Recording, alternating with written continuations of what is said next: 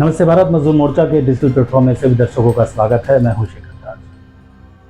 दर्शकों, फरीदाबाद में बीते कुछ दिनों से आगजनी के कई मामले आ रहे हैं, जिसमें माल का तो नुकसान हो ही रहा है, कई जानें भी गई और ये संकट इतना गहरा है जिस पर सरकार और प्रशासन किसी तरीके से कोई खास कदम उठते दिख नहीं रहे हैं। इसी मामले को आज हमारे साथ आरटीआई एक्टिविस्ट विष्णु गोयल जी हैं। इस मामले में इनसे बात करेंगे। आइए जानते हैं इन पर इनकी क्या राय है। नमस्कार विष्णु जी। नमस्कार शेखर। फरीदाबाद में आप देख रहे होंगे कि किस तरीके से आगजनी के मामले रोज देखने को मिल रहे हैं, रोज से ही आ रहे हैं, कहीं ना कहीं रोज कुछ ना कुछ हो रहा है और इतना नहीं इस पर लोगों की जान भी जा रही है। किस तरीके से देखते हैं और आप क्या कहेंगे?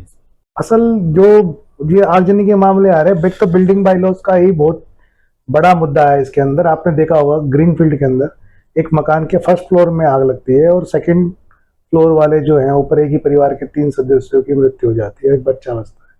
तो उनका जो वेंटिलेशन पीछे का था प्रॉपर नहीं था। बिल्डर लॉबी जो 4 मंजिला फ्लोर बना रहे हैं वो पूरा कवर्ड कर रहे हैं, तो उस कारण उनके काफी नुकसान हो रहा है। और शहर में वो फायर की व्यवस्था है नहीं है। वो वहाँ पे बताते हैं कि 45 मिनट बाद फायर ब्रिगेड पहुंची है।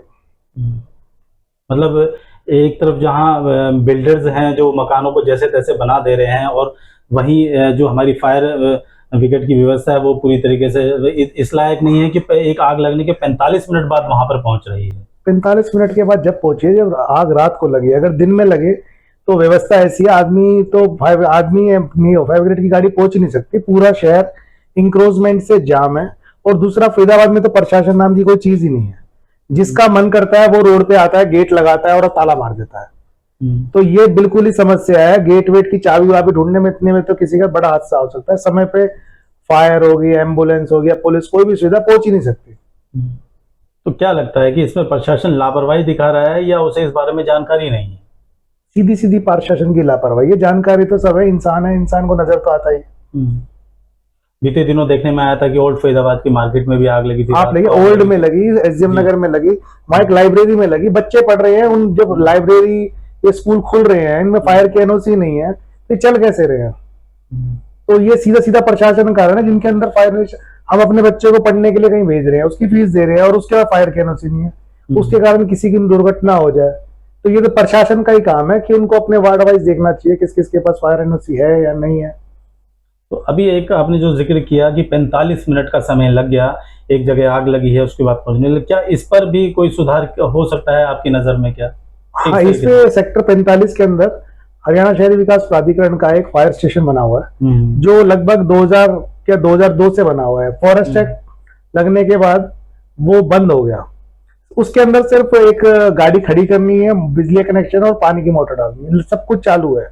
लेकिन सरकार ने इतने महत्वपूर्ण मुद्दे पे गंभीरता नहीं दिखाई और कभी भी उसमें कि ये फॉरेस्ट में है, फॉरेस्ट में, जबकि आप देखो फॉरेस्ट के अंदर शिक्षक संस्थान, धार्मिक स्थल, पशुशाला, होटल सब बन रहे हैं। यानी हरियाणा विकास प्राधिकरण का जो जिम खाना क्लब है उसके अंदर भी निर्माण हो रहा था, लेकिन उन्होंने जो जनता की सुरक्षा का मुद्दा था उस पर गंभीरता नहीं दिखाई। वो फायर स्टेशन को अस्थायी रूप से तो तैयार कर सकते थे, जब जो डिसाइड जो होता आगे होता रहता। टेम्परेरी तौर पर वहां पे टेम्परेरी तौर पे वो स्ट्रक्चर ऑलरेडी पूरा है, उसमें करोड़ों रुपए खर्च हुए पड़े हैं। जी। लेकिन वो सिर्फ इस चीज पे ध्यान देते हैं कि कहाँ सरकार का पैसे को डुबाया जाए।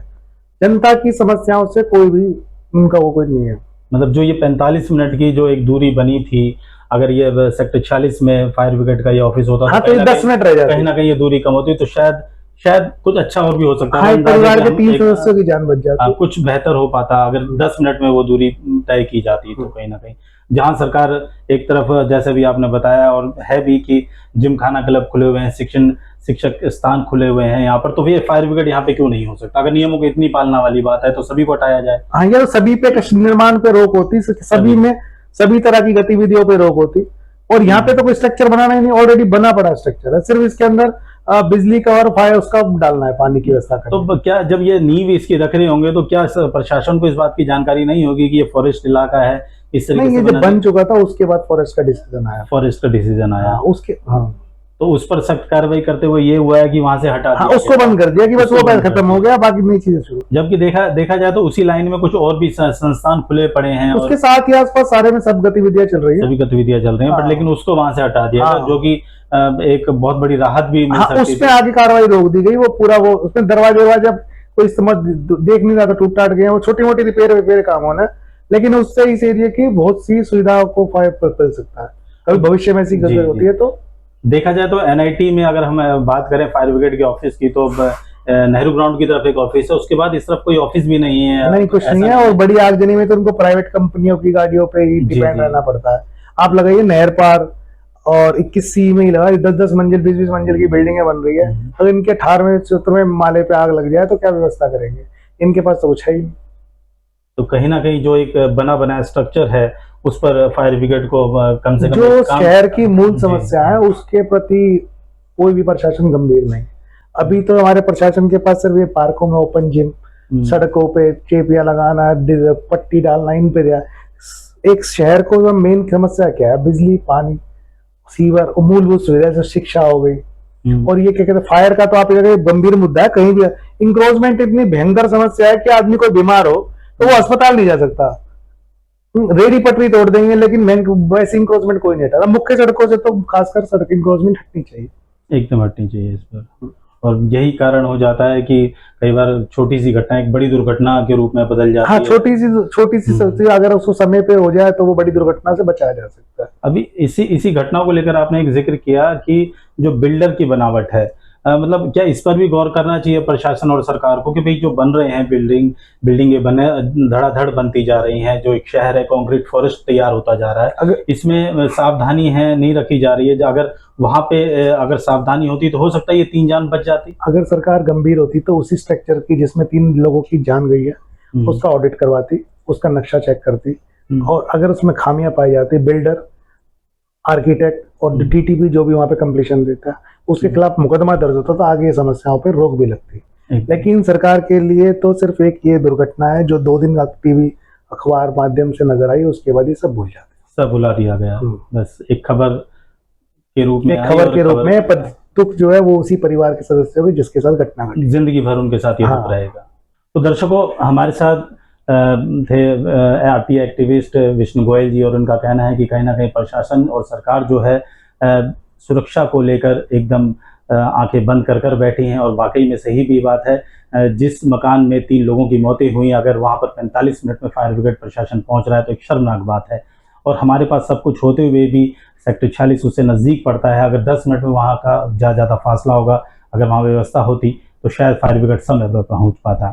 शहर में आगजनी के मामले बहुत आम हैं और प्रशासन इस पर पूरी तरीके से लापरवाह है। आप कहीं भी देखते होंगे दुकानों में आग लग जाती है, वहाँ पर फायर सेफ्टी के नाम पर कुछ खास दिखाई नहीं देता है। जो बिल्डिंगें बनी हैं उनमें भी यही हाल है। दर्शकों, इस हमारी खबर पर आपकी क्या राय है, कमेंट्स करके ज़रूर बताएं। शहर की महत्वपूर्ण खबरों के साथ फिर मुलाकात होगी। हमारे साथ जुड़ने के लिए धन्यवाद।